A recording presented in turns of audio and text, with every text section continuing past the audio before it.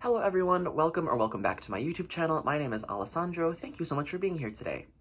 Now, I have turned over in my head so many times whether or not I was going to film this video, this reading vlog, because the book we're reading today, if you already have read the title, then you know what book we're reading today, but I am so nervous about doing this because I don't want to get the life canceled out of me before my booktube channel even begins to grow. I say this because this book series and this book in particular are incredibly popular across the social media book space, whether it be on TikTok, Instagram, YouTube. This author and this book are everywhere.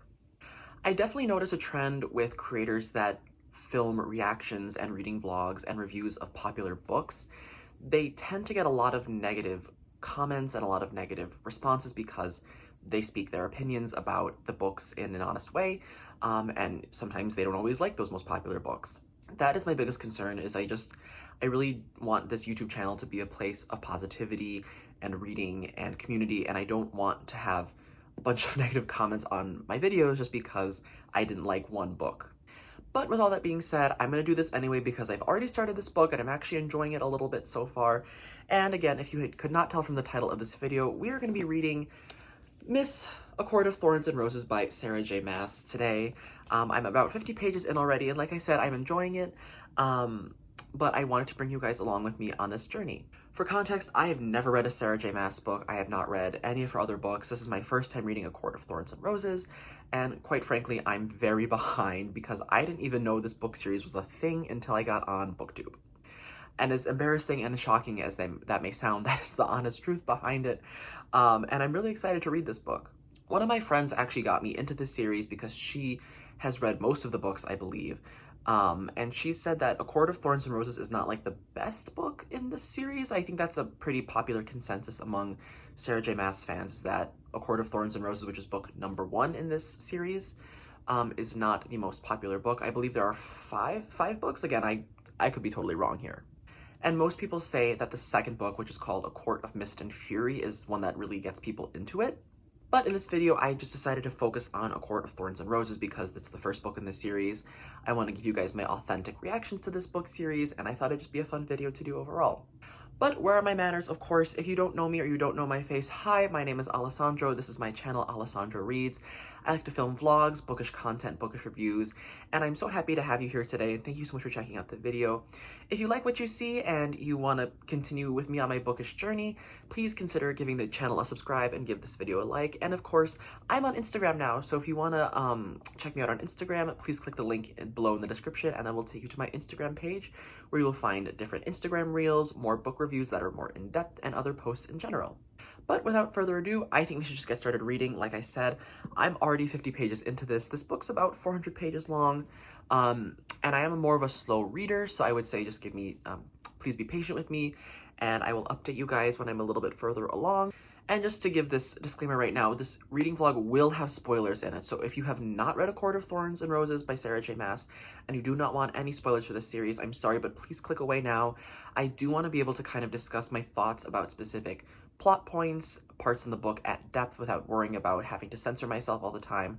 So for the purpose of probably this reading vlog, for my other reading vlogs, I try to make them spoiler-free, but for this reading vlog in particular, this will contain spoilers, so just keep that in mind.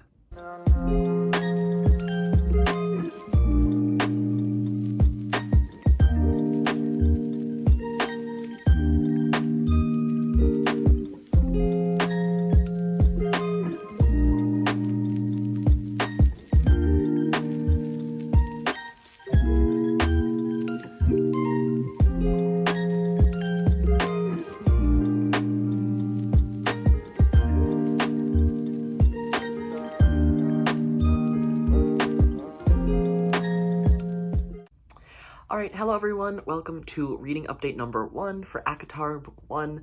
I'm very excited because I'm 194 pages into the book. It is a few days after I filmed the intro and the first part of this vlog, and now I'm here to bring you guys a little bit of how I'm feeling about the book so far. I have not read a lot of fantasy lately, and the few fantasy books that I've tried reading in the past few months, I've ended up DNFing. I think I've really not been in the mood to read fantasy books. I've been reading a lot of contemporary romance and other things in the fiction realm, but definitely not fantasy. So I was hesitant when I started ACOTAR because I was like, "Ugh, I'm not in the mood to read fantasy, I'm not gonna like it," but I'm really surprised at how much I'm enjoying it. People said that this first book is kind of like not as good as the next few books that come out. I personally don't really get it. I think it's very well written. I think I really have to give props to Sarah J. Maas for this because her writing is just excellent. It's very lyrical and descriptive, and the way she paints settings and the way she's painting the world she's created is just, it's just wonderful. Before we jump into some of the plot points, again, this is going to contain spoilers. This will be one of my few reading vlogs that has spoilers in it. So I'm going to put them right here. The little book cover of ACOTAR right here, so you guys know when this book cover is on the screen, there will be spoilers incoming, so you've been warned. Don't get mad at me in the comments that say I didn't warn you. But let's talk a little bit about it. So like I said, the writing is really great. I love the way she's painting the way the world is formed and like the nature of it, of course. So Feyre is in the Spring Court now.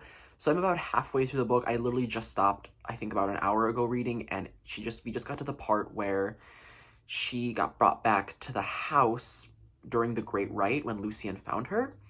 And so I'm right about that. I'm right about at the halfway point. And I think what I love about this book is that Maas seems to be like this kind of, I would call her almost a master of this, but she's very good at like giving a little bit of the plot away very slowly. Like there will be a character or a beast or some sort of thing dropped like in the plot, and you'll have to keep reading because you're like, oh, what's that? What are they talking about there? So she's really good at revealing little by little like what's gonna happen. And I love learning about Tamlin's backstory. I like learning about Lucien's backstory, especially I didn't know that Lucien was part of the Autumn Court. I think that's really interesting. And to learn how he like got, his eye, the metallic eye and the scars. So that's really interesting. Speaking of Lucien, can we talk about Lucien? I really like him. I like him more than Tamlin right now. I think people don't like Tamlin. I think there's like a consensus among ACOTAR fans that we don't like Tamlin. I don't see it yet. I just think Tamlin's kind of bland. Like, okay, every time Feyre looks at him, she's like, he's so beautiful and has the muscles, and it's like, okay, great. But I really like Lucien. I think he's really funny, and I like kind of like the friendship vibes that like Lucien and Feyre are having. And overall, yeah, I think Lucien's character is great. I think he adds so much to the story. I think if there was just like tension between Tamlin and Feyre, which I'm sorry, that's maybe my only criticism is like the moments where there's like supposed to be tension doesn't really come across as super tense to me. I get that this is probably not like a slow burn book, I get that. But I really love Feyre and Lucien's dynamic. I think Lucien's really funny and sarcastic and witty, and I just feel like every book needs a character like that, whether it be main or side character. I would say that action sequences are really interesting too, and and Maas writes in a way where she builds suspense in them, where something will happen and will just come out of nowhere, and then Feyre will get saved by someone like Tamlin or somebody else. I am curious to know because, like I said, Maas is really good at inserting people or things into the plots that come up later. So at the Great Rites, like I said, I got to the part where she got brought back to the house, but before that, she met this guy, this really tall person, to quote Feyre, the most beautiful man she's ever seen. And she says he's kind of like formed out of starlight. So I wonder if he's from like the Night Court, because he said in the book that once the Great Rite happens, he can kind of travel in between the different parts of Prythian. Also, please let me know how to say the world. Is it Prythian or Prythian? I don't want to sound ignorant. I just flat out don't know. So please let me know. And overall, I think it's really good. I really hope if people think this is the book that is not as strong, like not as a strong book in the series as the other ones, I'm really excited to see what the other books have in store for me.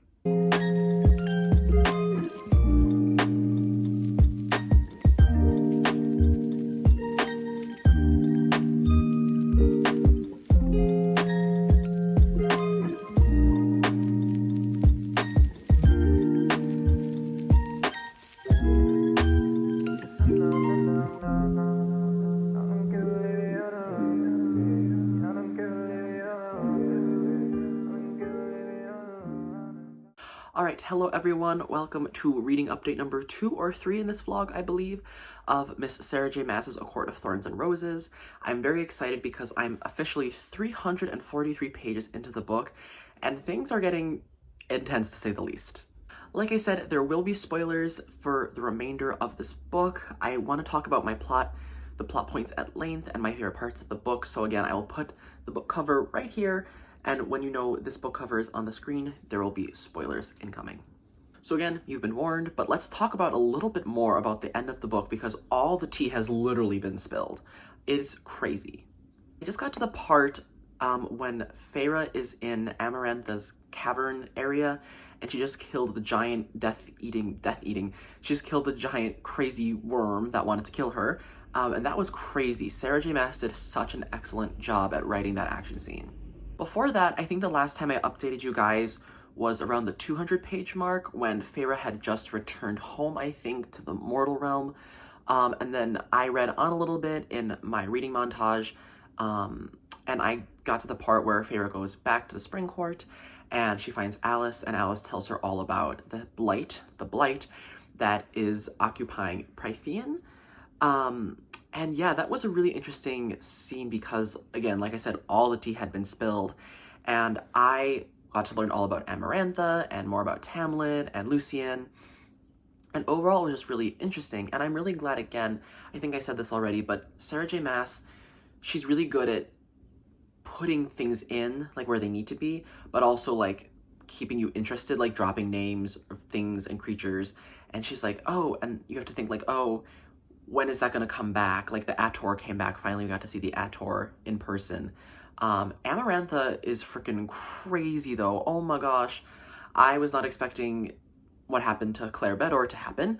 The book definitely took a turn for the more disturbing side of things, and Feyre is just going through it right now. I literally just ended at the part where Feyre makes a deal with Rhys, who I was right, the dude from the Night Court. Shout out to me for knowing that. But I just got to the part where she made a deal with Rhys about staying with him for 1 week every month. And I'm really curious to see how that's going to come into play later on in the other books, because I definitely want to read at least A Court of Mist and Fury now, because I'm kind of invested in this storyline. I'm invested in Feyre's development. I'm invested in what's going to happen, because I only have, like, I think 60 pages left to go before the end, and I feel like there's a lot more that needs to happen before, like, this part of the story gets resolved, and I'm really interested to see what happens next. So the next time I talk to you guys will probably be the wrap-up for this video, and I will give you my final thoughts and some other closing remarks about A Court of Thorns and Roses.